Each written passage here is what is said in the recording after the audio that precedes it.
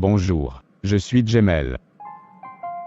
Romains 6 verset 23. Car le salaire du péché, c'est la mort, mais le don gratuit de Dieu, c'est la vie éternelle en Jésus-Christ notre Seigneur. Nous vous contons une histoire tout aussi particulière. Nous ne recevrons pas le concerné sur notre plateau parce qu'il est très malade, paralysé. Vous êtes bien à votre émission Les vraies petites histoires dramatiques. Nous écoutons depuis son lit de malade Thierry qui nous raconte son histoire, qui peut être aussi ton histoire. Que Dieu vous bénisse. Merci Jemel pour cette opportunité de conter mon histoire. J'ai un bon boulot dans l'administration financière dans le chic quartier du Plateau. J'ai une belle famille, une ravissante épouse et 2 beaux enfants, ma femme travaille dans une banque. Nous formons le couple parfait, sauf que j'ai beaucoup d'aventures extra. J'achetais ces plaisirs à prix d'argent car j'en avais assez. Mais un samedi soir, alors que je me baladais en voiture, j'aperçus une belle jeune fille au teint bien clair. Elle était très dénudée pour le moins qu'on pouvait dire. À la voir, elle avait l'air d'une fille de joie. Ce qui m'enchantait fortement car j'avais là l'opportunité d'avoir une proie facile. Je l'ai suivie en voiture jusqu'à ce qu'elle se retrouve seule. Je suis alors descendu. S'il vous plaît mademoiselle, justement, je peux vous inviter? D'accord si vous insistez. C'était ahurissant. À peine ai-je ouvert la bouche qu'elle m'a dit oui. À cet instant, beaucoup de vilaines choses commençaient à me passer par la tête. Je me retins tout de même et fis la conversation. Vous vous appelez? Kira, monsieur. On peut se tutoyer. Appelez-moi Thierry. Kira, c'est très joli, et tu es vraiment jolie. On dirait que tu viens tout droit de l'eau, tellement tu es belle. Merci, c'est vraiment flatteur. Kira s'exprimait dans un language soutenu. Par la suite, elle me dit être étudiante en master de droit public, elle me dit vivre en cité universitaire.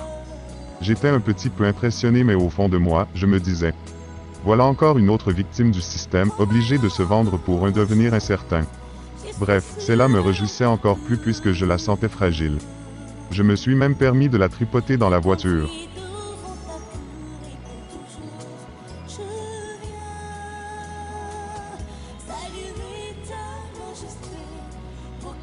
Un peu triste mais que peut-on faire? J'ai de l'argent et elle a son corps. C'est donc un échange gagnant-gagnant. Je l'ai invitée dans un restaurant chic mais discret. Je voulais l'impressionner, j'ai donc commandé des plats complets très chers. La soirée commence bien. Kira se laissait faire et ne résistait pas à mes gestes souvent un peu déplacés.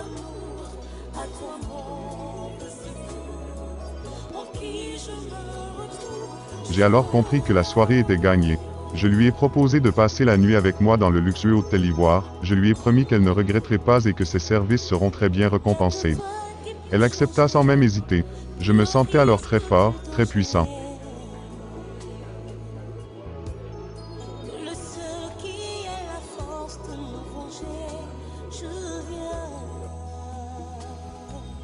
En sortant de l'ascenseur, un détail me frappa. Kira avait mis des chaussettes et ses chaussures étaient plutôt très petites et de forme carrée. Mais bon, ouf. À quoi bon s'attarder sur des détails insignifiants quand on a un vrai combat à livrer? Après une bonne douche érotique, nous avons passé une bonne nuit très chaude.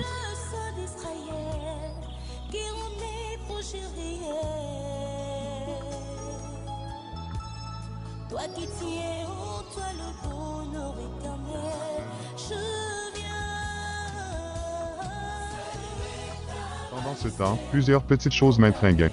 Kira, au fur et à mesure, avait une forte odeur, pour le moins inhabituelle. Son aspect ressemblait de plus en plus à celui d'une vache au fur et à mesure qu'elle gémissait. C'était bizarre tout ça, tellement épuisé que je me suis endormi sans même savoir comment. Pendant mon sommeil, je fis un rêve qui me perturba profondément et m'effraya à mon réveil. Il y avait un grand feu allumé. Kira dansait et jubilait dans ce feu ardent.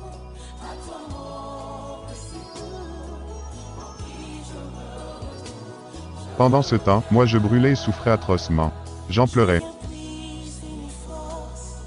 Je sentais tout mon corps humidifié quand je me suis réveillé. C'était un vrai cauchemar. J'étais dans un cimetière, couché presque nu sur une tombe.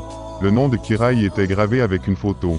Il y avait des gens autour de la tombe qui me regardaient très stupéfaits. Il m'a fallu du temps pour retrouver mes esprits et surtout comprendre qui étaient ces personnes. C'était la famille de Kira, on était dimanche, le jour de la fête de Toussaint, la fête des morts.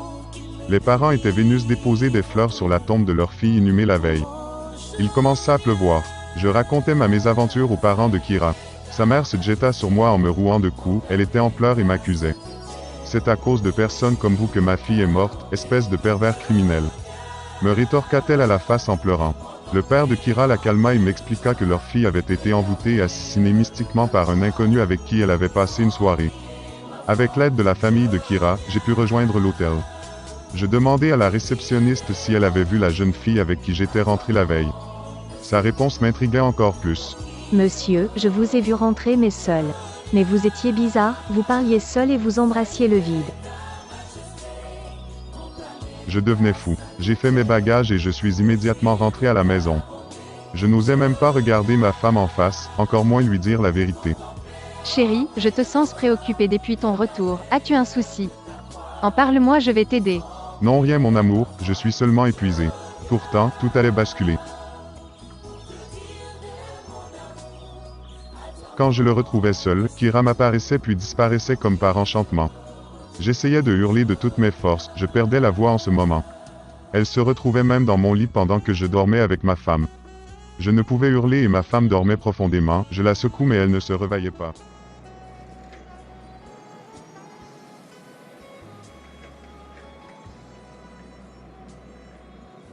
Kira m'apparaissait partout, dans la rue, en voiture, et même au bureau.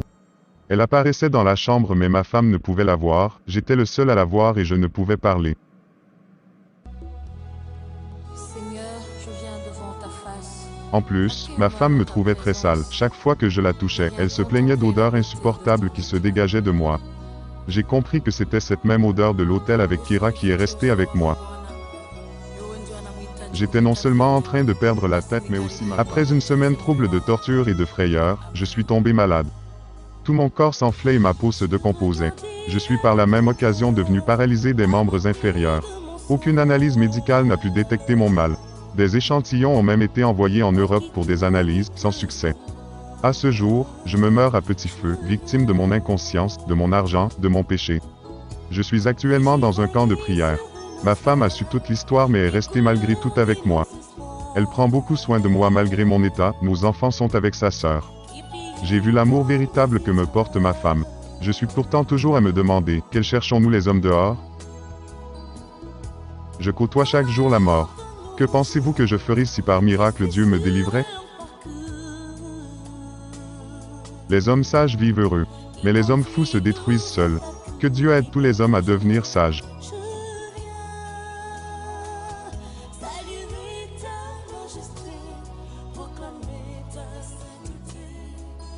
Pour ce témoignage malgré ton état de santé précaire.